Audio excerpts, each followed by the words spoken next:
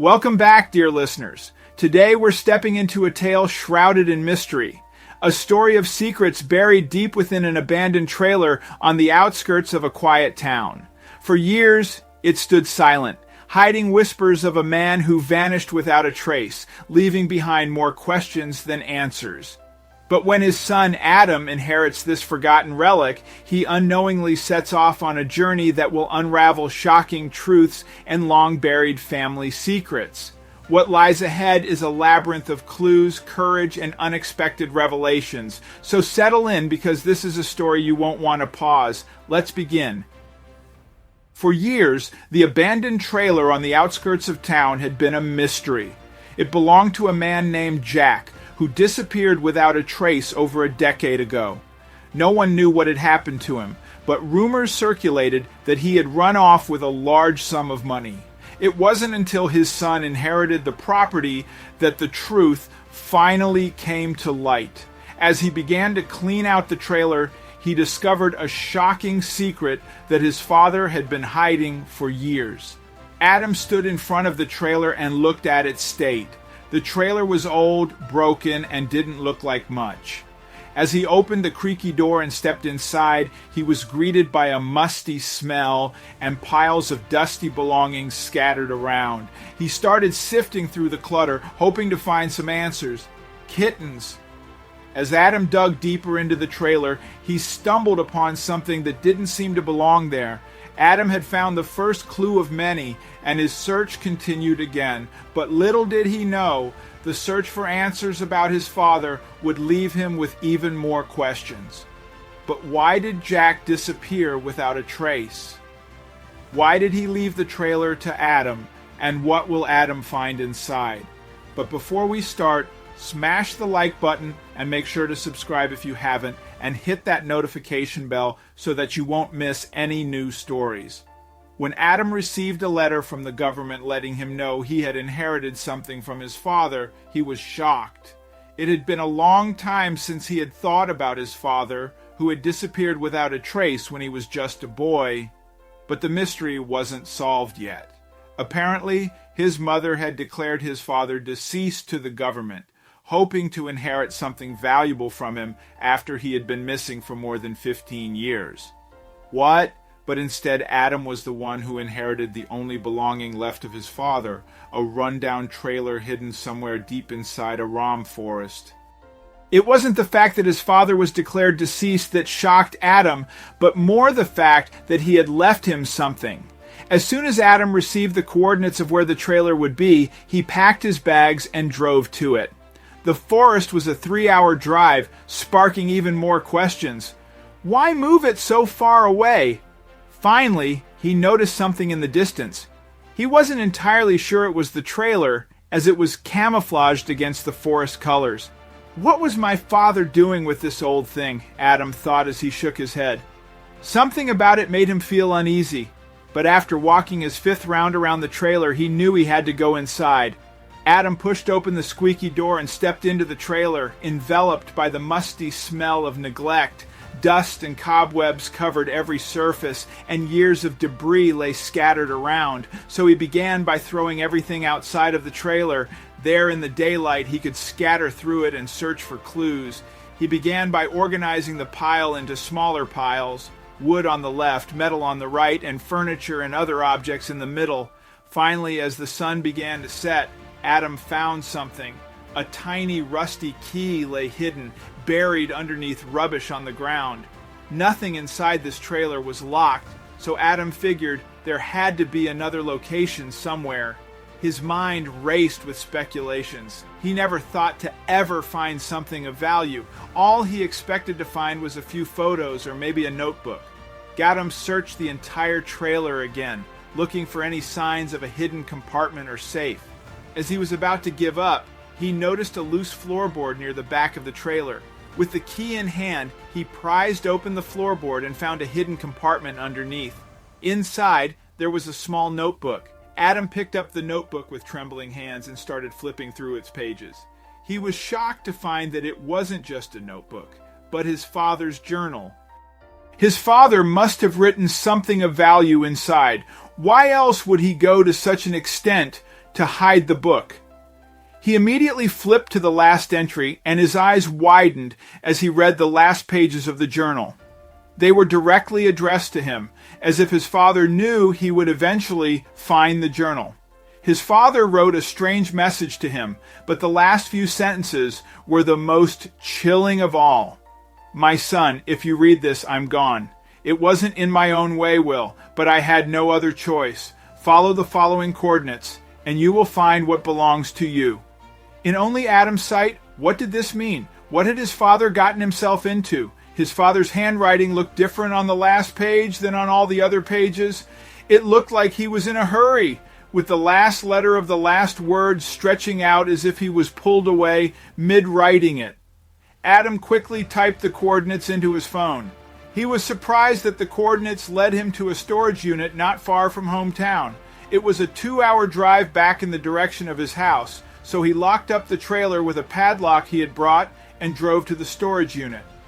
As soon as he arrived at the location, Adam realized he had driven past this place many times before without ever giving it a second thought. His father never wrote down the unit's number, so Adam walked over to the manager and asked which unit was listed under his father's name. But strangely enough, there was no unit under his father's name, and Adam was very confused. He spelled the name many times, but each time, nothing came up. Adam started to lose hope and was on the verge of turning around and driving home, but then he remembered something. He remembered something his father had written to him.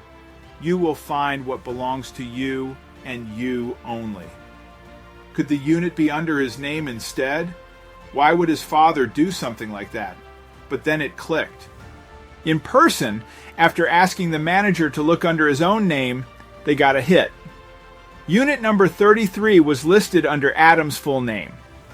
Adam quickly made his way to the unit and immediately noticed how old it looked. The padlock looked small enough to fit the tiny key, but it was very, very hard to open as it was rusted. Adam slowly lifted the garage door of Unit 33, revealing a small, dimly lit space. He stepped inside, and his eyes widened in surprise. The unit was filled with stacks of old dusty boxes covered in cobwebs. It looked like someone had hurriedly stashed away their belongings and abandoned them there.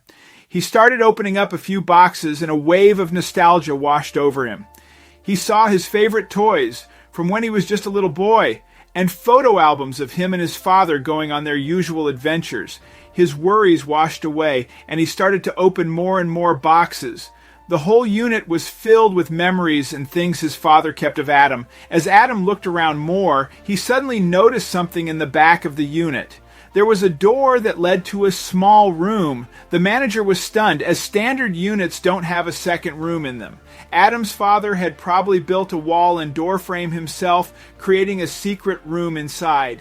In the hidden room, Adam found shelves filled with books, old maps, and documents. Then there was a large desk with a chair, a small lamp, and a corkboard covered in notes and photographs.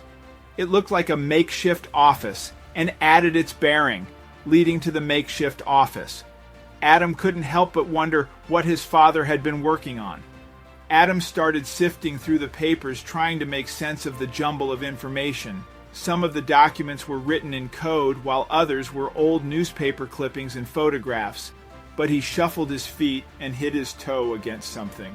When he looked under the desk, Adam found a hidden chest. Inside the chest, Adam found a stack of documents and a faded photograph tied together. He unfolded the papers and carefully started reading through them. They were incriminating evidence of corruption and embezzlement by powerful individuals in the town, including the same officials who had covered up his father's disappearance.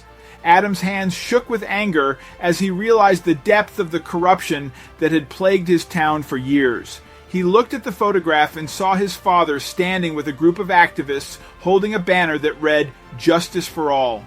His father had been fighting against corruption all along. Determined to find the truth, Adam decided to confront the only person who could have known about this all along. He thanked the manager for his help, grabbed the box of evidence he had gathered, and drove to his mother's house. You can't be married to someone for all those years and not know what they were up to, right? Adam was greeted with mixed emotions when he arrived at his mother's house. His mother, Jessica, seemed surprised and confused to see him, and she was hesitant to talk about Adam's father and seemed to be avoiding eye contact. Adam stood at the door, asking his mother to be let in. She looked at the box in his arms and had a strange look on her face. Suddenly, Adam realized his father had lied to him his whole life. The trips he went on and the days he would miss dinner because he had to work late were all lies. His mother had known and never told him. "Tell me the truth, Mom. That's the least you can do." His mother sighed. All right, Adam," she said. "Please sit down." Adam took a seat on the couch, and his mother went upstairs to grab something. Adam felt betrayed by his parents. His mother returned with a shoebox in her hand. "In here is everything I have left of your father. He didn't just lie to you, Adam. He lied to me, too. He left us both." His mother explained that Adam's father had always been closed off about his work. He would often tell Jessica he had been laid off or had quit. Then he would roam around looking for new jobs and staying away for a long time. Adam's mother had always wondered what her husband did, so one day she confronted him. They had a big fight about it, and Adam's father eventually caved. He told Jessica he was dealing with dangerous men and was trying to keep her and Adam safe, but that wasn't enough for Jessica. She wanted to know exactly what he was doing, but sadly he couldn't tell her. A few days after the argument, Adam's father left and never returned. He wrote a letter to Jessica explaining it was in their best interest not to be in contact with him. Adam's mother cried as she showed Adam the letter. "All these years I wondered if the corrupt men had gone to him or not." Adam cried with his mother. They shared this heartbreak, and there was no point in him resenting her for no reason. He took the letter from her and held her hand as they read it together. But there was something else his mother hadn't shared with him yet. She continued, "But then I got a letter a week or so ago. It was addressed directly to me." Jessica reached into the shoebox and gave the letter to Adam. "It was from your father, Adam. I didn't want you to read it, but since you're not letting this go, you give me no other choice." Jessica handed Adam the letter. He looked at his mother, who smiled slightly at him to let him know it was okay. In the letter, Adam's father wrote to his wife to stop searching. He told her to register him as deceased so everyone would get some peace. He asked her to tell Adam he loved him and that he never wanted this to happen, but he had no choice. A tear rolled down Adam's cheek. "So my father is alive after all." His mother put a comforting hand on her son's shoulder. "I'm so sorry, Adam." But Adam softly smiled. He now understood why his father had left him, and even though he would probably never hear from him again, he was happy to know he was alive. Adam left his mother's house later that day with a content feeling, but he also felt like there was one more thing he had to do in order to leave this behind. Adam was filled with a mix of emotions: pride for his father's bravery, anger at the injustice done to him, and determination to carry on his legacy. He worked tirelessly with law enforcement agencies, prosecutors, and the media to ensure that the corrupt officials faced the full consequences of their actions. M. Jacob, Rani, Wanarisha. Finally, after a long and grueling legal battle, the corrupt officials were found guilty and sentenced to significant jail terms. The town celebrated the verdict as a victory for justice and a new beginning for their community. And Adam knew there was a long road ahead, but he hoped that one day his father could come home.